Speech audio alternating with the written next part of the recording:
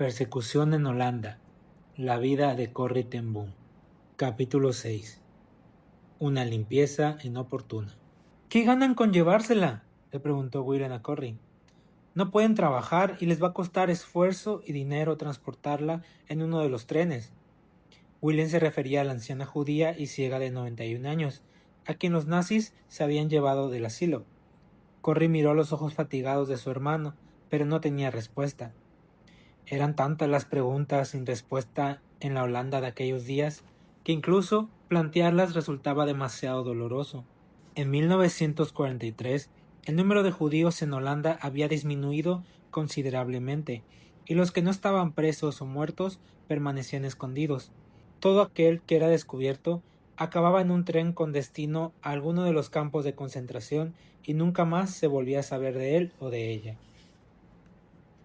En el verano de 1943, el número total de huéspedes que vivía en Beach ascendía a 6, 4 de ellos de origen judío. También hacía uso de la vivienda un grupo de gente, holandeses en su mayoría, que intentaban evitar los campos de concentración. En algunas ocasiones, cuando la situación no era demasiado tensa, Hans, uno de los huéspedes, pasaba horas y horas escribiendo cartas para informar a otros compatriotas de las cosas tan horribles que estaban sucediendo, tanto en Holanda como en Alemania, amén de exponer distintas opciones para combatirlas. Otras veces, como cuando Nolly fue detenida por ocultar en su casa a una muchacha judía, el peligro era tan grande que lo único que podían hacer era estarse quietos y esperar.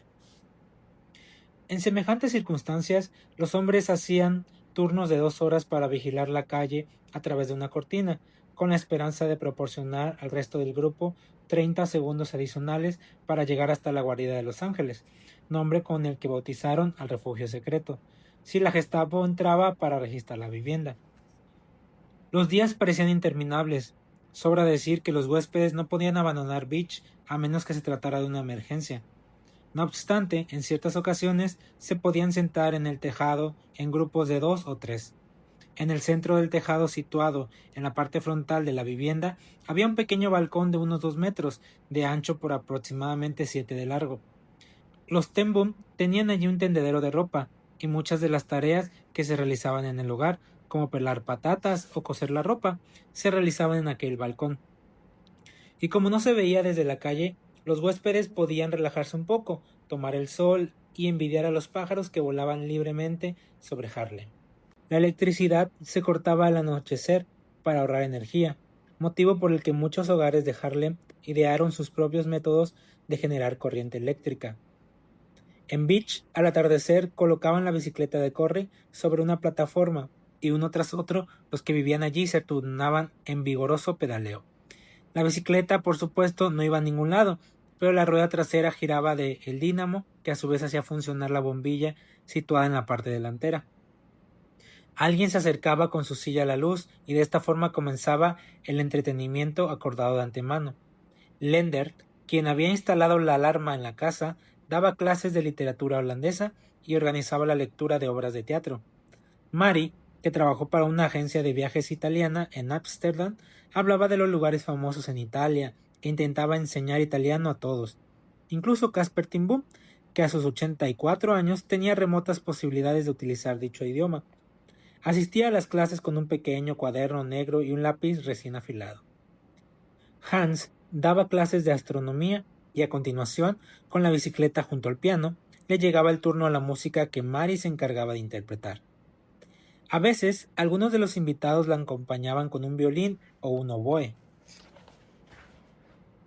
Muchos fueron los libros que durante aquel tiempo se leyeron en voz alta, libros de teatro, poesía, historia, misterio, en fin, cualquier tema que ayudara a pasar el tiempo y mantener la mente alejada de los terribles sucesos que tenían lugar en el exterior del refugio.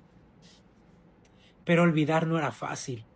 Cada persona que entraba en Beach podía ser un espía, y hasta los más leales a la causa podían caer en manos de la Gestapo y ser torturados para sacarles información. Nadie estaba seguro de cómo responderían, pero sabían que cualquiera que fuera torturado podía delatarlos. En estas condiciones resultaba fácil dar rienda suelta a la imaginación y preguntarse si lo que aparentemente era algo inocente y normal no era en realidad una tapadera de algo mucho más siniestro? Un día del mes de junio de 1943, mientras las 9 personas que vivían en la casa, esto es, los 6 huéspedes más, Corrie, Betsy y su padre, estaban sentados a la mesa, oyeron un ruido en el exterior. Todos pararon inmediatamente de comer. Corrie miró hacia la ventana y se quedó completamente paralizada. Un hombre les observaba a través de los delgados visillos de encaje. Pero esto era casi imposible. Para mirar por aquella ventana había que medir por lo menos 2,5 metros. Y así era, aunque se podía con la ayuda de una escalera. Todos observaron cuando el hombre humedeció los cristales con un paño para a continuación frotarlos enérgicamente. «No hemos pedido que limpien los cristales de las ventanas», susurró Corrie. Todos permanecían sentados, observando hasta que Yusi rompió el silencio para musitar con tono de urgencia. «¡Sigan hablando! Estamos divirtiéndonos. Estamos celebrando el cumpleaños del señor Tim Boom. Dentro de 5 minutos le felicitaremos con una canción». Corrie se llevó la rebanada de pan a medio terminada de los labios. Tenía la boca demasiado seca para tragar nada, pero sabía que Yusi estaba en lo cierto. Debían actuar con toda normalidad.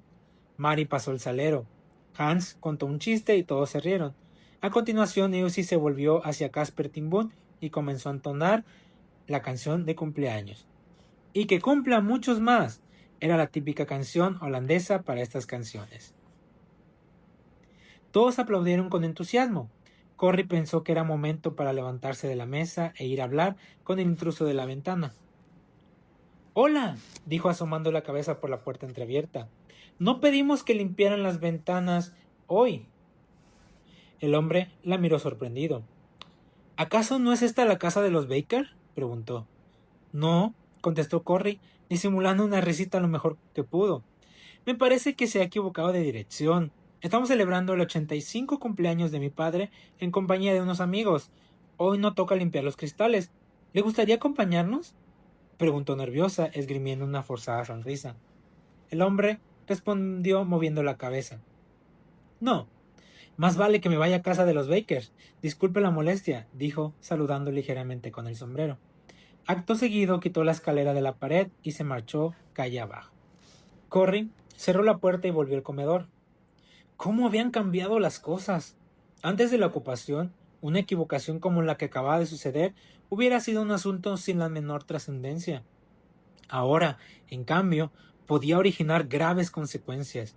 Cualquiera podía ser un espía de la NCB o una persona de otra calle dispuesta a ganarse varias raciones extra de comida a cambio de delatar a un grupo de divers y a sus encubridores. El ambiente festivo en el comedor se esfumó con idéntico apresuramiento con el que había aparecido. Todos permanecían sentados en silencio, abstraídos en sus pensamientos y preocupaciones. Después de aquel incidente, Corrie no se sentía segura en el comedor a menos que las cortinas permanecieran cerradas. Hubiera preferido mantenerlas así todo el día, pero aquello habría levantado sospechas en el vecindario. La Navidad de 1943, así como la festividad judía del Hanukkah, estaban próximas. Todos se unieron a Yusi en la celebración. Una noche tras otra, encendían una nueva vela de la menorá, leían la Torá y recitaban viejas oraciones. Todos se sentían a salvo en Beach, y salir al exterior era algo que a nadie le gustaba. Las calles estaban llenas de soldados y oficiales que en cualquier instante podían pedir a los documentos de identidad, pero tampoco les gustaba tener que permanecer en la casa todo el tiempo. A pesar de los pasatiempos con los que intentaban distraerse, la estancia en el interior, mes tras mes, era sumamente aburrida. Job, con sus 17 años, era el huésped más joven. El muchacho fue aprendiz de relojero bajo la tutela de Corrie y de su padre. Después de librarse del arresto y traslado a un campo de concentración, sus padres hablaron con los Ten Boom para que viviese en Beach. En un principio se sentía seguro trabajando en la relojería de la planta baja, pero con el paso del tiempo acabó trasladando sus herramientas a la sala. Cierta tarde de enero de 1944, mientras Job y Corrie charlaban afablemente en la parte trasera de la relojería, entró silenciosamente Rolf van Vliet, un policía local. Corrie lo saludó amigablemente, sabedora de su disposición para ayudar a los miembros de la resistencia, siempre que fuera posible. Al igual que muchos de sus compatriotas, Rolf había tomado la dolorosa decisión de permanecer en su puesto de trabajo, ahora bajo control alemán, con el fin de avisar, cuando no evitar, algunas de las peores atrocidades que los nazis pretendían llevar a cabo. Ese era precisamente el motivo de su presencia en la relojería. Un informe policial indicaba que aquella misma noche iban a registrar un refugio clandestino similar al de Beach. Rolf tenía la confianza en que Corry conociera a alguien que pudiera ponerlo sobre aviso. Corry observó que el gran reloj del pasillo que conducía al comedor estaba a punto de dar las 5 de la tarde. No había tiempo para enviar recado con alguien de la resistencia, poner a dicha persona al tanto de lo que ocurría y avisar a los afectados. Todo esto debía hacerse antes de las 6 de la tarde, hora en que entraba en vigor el nuevo toque de queda. Lo siento, pero no conozco a nadie que pueda llevar el aviso en tan poco tiempo. Cada vez es más difícil. En ese preciso instante, Hop interrumpió diciendo: «Déjame ir, Corrin. Conozco bien la zona y seré rápido». Esta miró al dispuesto joven, por quien sentía un gran aprecio. Sus padres estaban muy agradecidos de que estuviera a salvo en Beach. ¿Cómo podría permitir que realizara tan peligrosa misión? Sin embargo, dadas las circunstancias, él era la mejor opción. ¿Qué pensaría ella si alguien hubiera podido advertirle de algo semejante y no lo hubiera hecho? Debes tener mucho cuidado, dijo rápidamente con la esperanza de no tener que arrepentirse de su decisión. Debemos vestirte adecuadamente. Hop sonrió. Había sido testigo de suficientes idas y venidas para saber que los hombres o muchachos jóvenes rara vez salían a la calle sin un vestido de mujer, un gorro y una bufanda. En la Holanda de esa época era mucho más seguro ser mujer, a menos que, por supuesto, te parasen y pidieran que te identificaras. En dicha circunstancia, más valía que la mujer tuviera las piernas ligeras y los pulmones resistentes. 10 minutos después, convenientemente ataviado, Hop se despidió de Corry, saliendo por la puerta lateral. Ella se dispuso a esperar su regreso con paciencia. Cuando escuchó las campanadas que indicaban las 6 de la tarde, supo que no volvería hasta la mañana siguiente. Hop no se arriesgaría a regresar a Beach después del toque de queda, por lo tanto tendría que buscar algún lugar donde pasar la noche. A la mañana siguiente, fue Rolf el policía, no Hop, quien se presentó en Beach. Tenía malas noticias.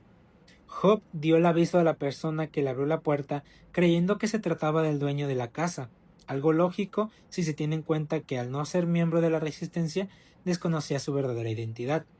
Cuando terminó el mensaje, la puerta se abrió de par en par, momento en el que aparecieron 2 agentes de la Gestapo que tenían las pistolas desenfundadas. Corry se puso pálida. «No debí permitir que se fuera.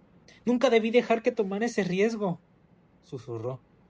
Rolf tomó sus manos y dijo: «Todos hacemos lo que juzgamos más conveniente en un momento dado». Ella sintió. Sabía que lo que acababa de escuchar era cierto. En aquellos tiempos todos corrían el mismo peligro en Holanda. «Siento que tener que decir esto», prosiguió Rolf, «pero ningún muchacho de 17 años es capaz de ocultar secretos a la Gestapo. Sus métodos son horribles». No fue necesario que prosiguiera. Corry sabía exactamente lo que quería decir. Tal vez tardaran 1 hora, un día o una semana, pero tarde o temprano Hop diría algo sobre lo que ocurría en Beg. Aquella noche, Corry informó a su hermana y a su padre sobre el arresto del joven. La misma pregunta que se había hecho en otras ocasiones, volvió a sus mentes. ¿Deberían continuar con las actividades clandestinas, arriesgando su vida y la de sus huéspedes? La respuesta, al igual que ocurriera en momentos similares, fue la misma: sí. No existía otra alternativa. Harían todo lo que estuviera en sus manos para mantener a sus invitados a salvo, y confiarían en Dios para todo lo demás. Cuando se metió en la cama, Corry permaneció despierta durante un largo rato, mirando la vieja estantería repleta de libros, tras la que se ocultaba la guarida de los ángeles. «Dios», oró, «pase lo que pase, protege este refugio con tus ángeles y guarda a salvo a todos los que en él se cobijan».